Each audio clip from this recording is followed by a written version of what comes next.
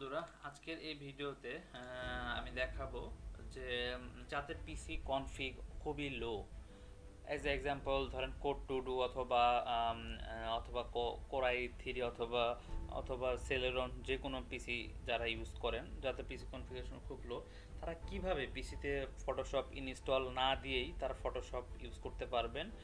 শুধুমাত্র আপনাদের নেট কানেকশনটা থাকলেই হবে, শুধুমাত্র ইন্টারনেট কানেকশনটা থাকলেই আপনাদের পিসিতে ফটোশপ ইউজ করতে হবে এবং খুবই স্মুথলি ফটোশপের সব কিছু এটাতে করা যাবে।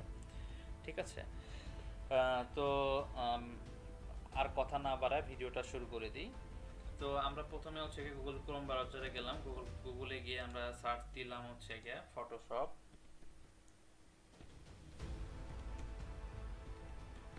অনলাইন।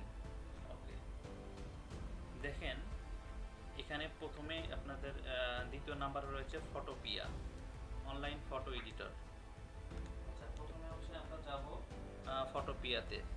ফটোপিয়াতে জাস্ট ক্লিক করলাম। এখানে আমাদের একটা প্রাইভেসিক্যাল আসবে, এটা জাস্ট আমরা ক্রস করে দিব রাইট থেকে। ওকে, অ্যাজ এ এক্সাম্পল আমরা যদি এখানে যে কোনো একটা ফটোশপের ফাইল যদি ওপেন করি, অথবা এখানে আপনার প্রথমে যে কাজটা করতে আরও কিছু মানে আরও কিছু আপনারা পাবেন, অপশনগুলো পাবেন, সেটার জন্য আপনাদের অ্যাকাউন্ট করতে হবে। ফ্রি অ্যাকাউন্টটা করে নেবেন, জাস্ট লগ ইনে অথবা ক্লিক করে ফ্রি অ্যাকাউন্টটা করে নেবেন। আমি জাস্ট দেখাচ্ছি। ওকে, ফাইলে ক্লিক করে নিউ একটা ফাইল নিলাম। অ্যাজ এ এক্সাম্পল আমি এই টাইপের একটা ফাইল নিলাম। এখানে দেখেন টেমপ্লেট আছে, অনেকগুলো টেমপ্লেট পাবেন। ধরেন ইউটিউব কভার অথবা ফেসবুক কভার, যে কোনো এখানে দেখেন সাইজ আছে, অটোমেটিকলি আপনার সাজেশনও দিচ্ছে যে কিসের কভার তৈরি করবেন। ধরেন সাপোজ ইনস্টাগ্রাম পোস্টের জন্য আমি একটা নিলাম, ইনস্টাগ্রাম পোস্ট। ওকে, এটা ক্লিক করলাম, দেখেন ইনস্টাগ্রাম পোস্ট ক্লিক করলাম। ওকে, দেখেন আপনি এখানে ফটোশপের মতো সব কিছু করতে পারবেন। এখানে দেখেন বিভিন্ন ফাংশন আছে, দেখেন এখানে আপনার ব্যাকগ্রাউন্ড রিমুভ করতে পারবেন, ব্রাশ আছে, টেক্সট অ্যাড করতে পারবেন। টেক্সট অ্যাড করি আমি এখানে, hello world, how are you, hello world, how are you দিছি। দেখেন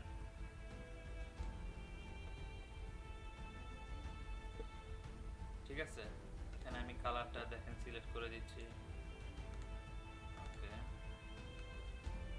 ইমেজের কালার করতে পারবেন, প্লাস হচ্ছে মানে এভরিথিং। আপনাদের লেয়ার আছে, এখানে লেয়ার কোনটা উপরে যাবে কোনটা নিচে যাবে, ঠিক আছে, সরি, এভরিথিং যা যা আপনার ফটোশপের হবে সবই করতে পারবেন। এক্সাম্পল ধরেন আমি একটা ফাইল ওপেন করতেছি আমার ডেস্কটপ থেকে। আমি যদি একটা ডেস্কটপ থেকে একটা ফাইল ওপেন করি, কি ওপেন করব, ধরেন সাপোজ এটা আমরা ওপেন করলাম। দেখেন এই ফাইলটা, দেখেন আমি এটার উপর যদি নিতে চাই, দেখেন এখানে আমি এটা অ্যাড করলাম, কন্ট্রোল, সরি,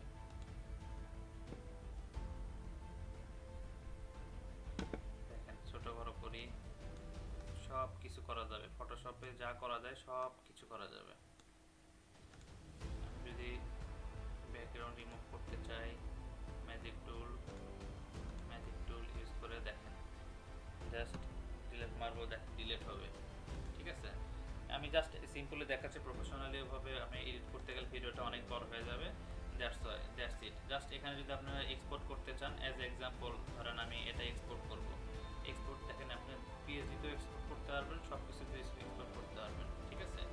আচ্ছা, এখানে এক্সপোর্ট অ্যাজ এ আমি সাপোজ ধরেন পিএনজিতে আমি এটা এক্সপোর্ট করব, জাস্ট সেভ দিব। দেখেন পিএনজিতে আমার এটা ডাউনলোড হয়ে গেছে। আপনারা সব কিছু করতে পারবেন। এখানে টেমপ্লেটও রয়েছে, মোর অপশনে যাবেন। ঠিক আছে, আরও অনেকগুলো অপশন রয়েছে, আমি সবগুলো অপশন দেখালাম না কারণ এখানে বিভিন্ন ফাংশন রয়েছে। সব কিছু দেখাতে গেলে আসলে অনেক সময় লাগবে। সব থেকে বেস্ট অপশন, আপনার আরও কিছু ফিচার ইনেবল হয়ে যাবে যদি আপনারা এখানে থেকে ফ্রি অ্যাকাউন্টটা জাস্ট লগ ইন করে নেন। লগ ইনে ক্লিক করে জাস্ট একটা জিমেল অথবা ফেসবুক অ্যাকাউন্ট দিয়ে জাস্ট এটার সাথে কানেক্টেড করে নিলে দিলে তাহলে আপনারা ফিচারগুলো ইনেবল হিসেবে পাবেন। সো আশা করা যায় যে ভিডিওটা আপনাদের অনেক ভালো লেগেছে। যাদের পিসি কনফিগারেশন লো তারা এটা দিয়ে আপনারা আপনাদের কাজগুলো ফটোশপের যাবতীয় কাজগুলো এটা দিয়ে করতে পারবেন। Thank you so much.